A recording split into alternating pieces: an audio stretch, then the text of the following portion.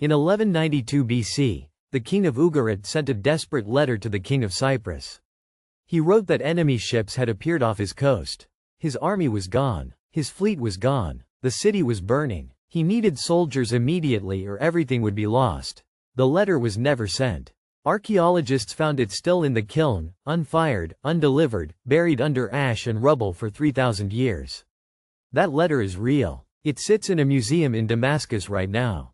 And what happened to Ugarit after it was written is one of the most terrifying events in all of human history. A city of 20,000 people, one of the most sophisticated trading hubs the ancient world had ever produced, vanished completely within weeks.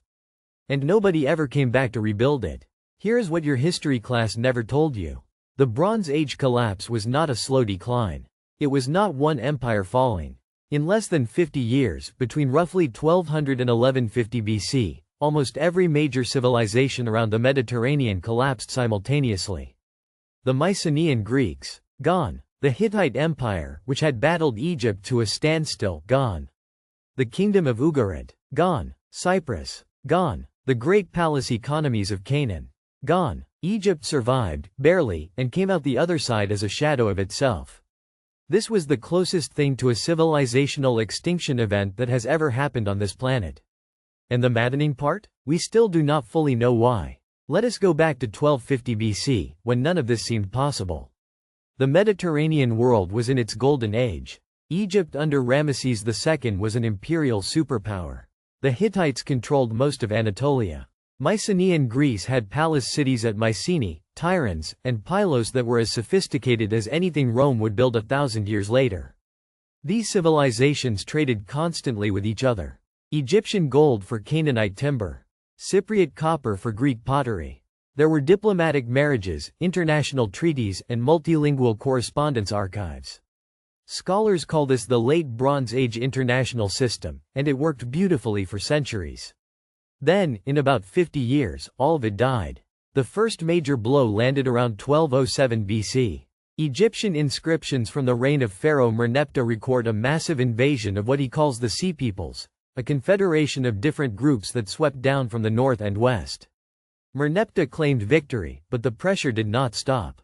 It intensified. By the reign of Ramesses III, around 1175 BC, the Sea Peoples were attacking again in a massive coordinated assault by land and sea.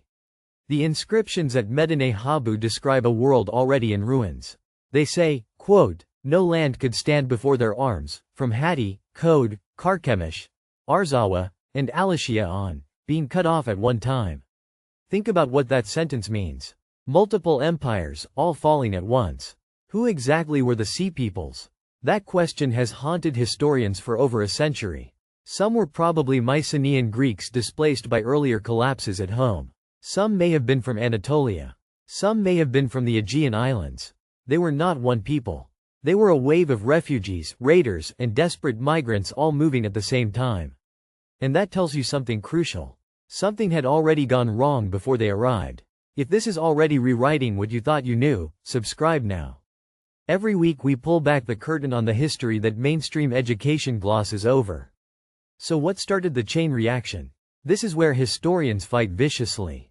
And the honest answer is that it was probably everything hitting at once. Eric Klein, one of the leading scholars on the collapse, wrote in his 2014 book that no single cause explains it. He argues for a perfect storm. Climate change. Drought records pulled from ancient tree rings and lake sediment cores show a massive drought began around 1200 BC across the eastern Mediterranean. In Greece, analysis of pollen cores shows a dramatic drop in agricultural activity. Crops failed. Systems that depended on surplus had no surplus. Then add internal rebellions. The palace economies of Mycenaean Greece were highly centralized, bureaucratic, and deeply unequal. Linear B tablets, the earliest written Greek, record obsessive inventory keeping by palace administrators. When harvests failed and trade routes broke down, these rigid hierarchies cracked. Archaeological evidence at Pylos shows the palace administrators were drafting rowers for warships in a last desperate effort to defend the coast. Those tablets were baked hard by the fire that destroyed the palace. Nobody ever read the orders. Then add the disruption of the tin trade. Bronze requires copper and tin. Copper came from Cyprus. Tin came from as far away as Afghanistan along trade routes that spanned the entire ancient world. When those routes broke down, you could not make weapons or tools. Armies could not be re-equipped. Infrastructure crumbled, and an interconnected system that had worked for centuries became its own catastrophic weakness.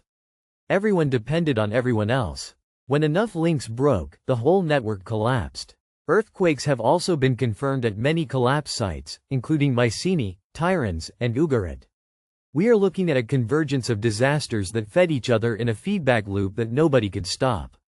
And here is what makes this relevant right now, not just historically interesting. Our modern global economy is the most interconnected system in human history.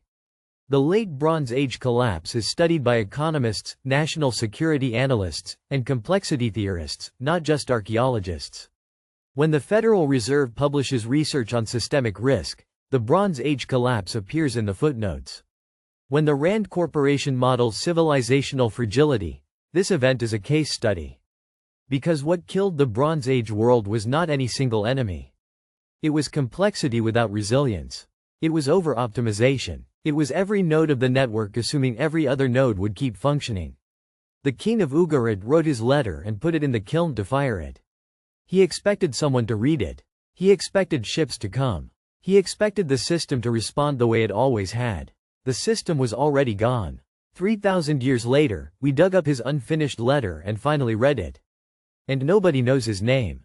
If that story hit differently than anything your history class ever taught you, subscribe right now. Because every week, we go back to the moments that changed everything and tell you what they actually left out.